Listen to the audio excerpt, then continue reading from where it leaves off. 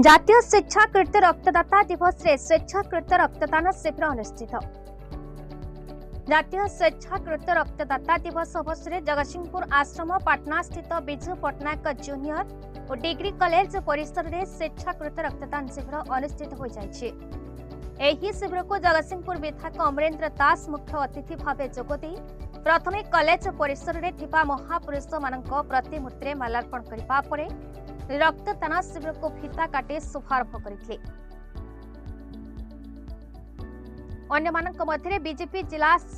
सभापति सत्यव्रत महापात्र, पौर परिषद उपाध्यक्ष राजेंद्र कुमार बिस्वी, जूनियर और डिग्री कॉलेज अध्यक्ष और कर्मचारी माने उपस्थित थे। रक्तदान महत्वदान रक्तदान करी अन्यर जीवन बंचाइबा समस्तंकर एही दिवस रे संकल्प नेबार आवश्यकता रही। रक्त भावरू केही हेले जने मृत्यु मुखरे न पड़ंतु। रक्तदान भली एक महत्व दान करबा पई समस्ते आगे आसंतु और स्वेच्छाकृत भाव रक्तदान करी रक्तर अभाव को पूरण करबा सह रक्तदान करी अन्यर जीवन बंचांतु बोली विधायक श्री दास मत व्यक्त करथिले। एही स्वेच्छाकृत रक्तदान शिविर रे 50 यूनिट रक्त संग्रहित होइतला।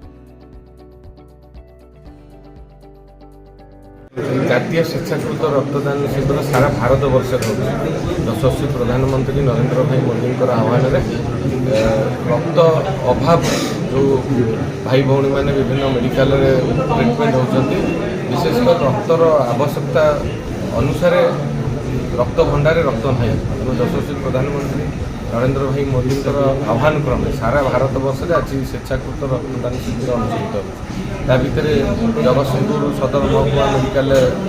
आरंभ करके आम आसिले बर्तमान आश्रम पटना बिजू पट्टनायक मेमोरियल कॉलेज रे बर्तमान आश्रम पटना रे अनुष्ठित होची बहुत उत्साह सहित समस्ते आग्रह सहित भाग नौ रक्त दौरान ये बर्तमान 4 जन रक्त देले तेणु जो उत्साह आग्रह रही दादा 3 मास थे तेणु आम समस्त आह्वान करुचु जे समस्ते प्रत्येक जगह 100 यूनिट 50 यूनिट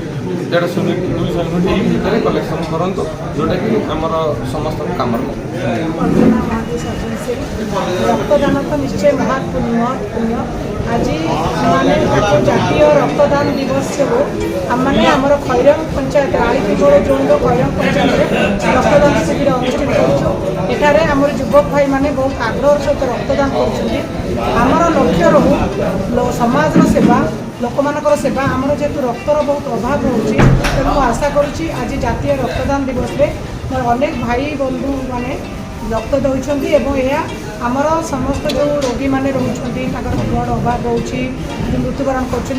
से अभाव देखा मोर आशा तेणु मोर जो भाई मैंने आज बहुत इच्छाकृत भाव रक्तदान कर अशेष अशेष धन्यवाद देती आम विधायक महोदय ये आसी उपस्थित थी बहुत गर्वित आमर सफल होती रक्तदान। जगतसिंहपुर दीपक महांती रिपोर्ट, भारत न्यूज।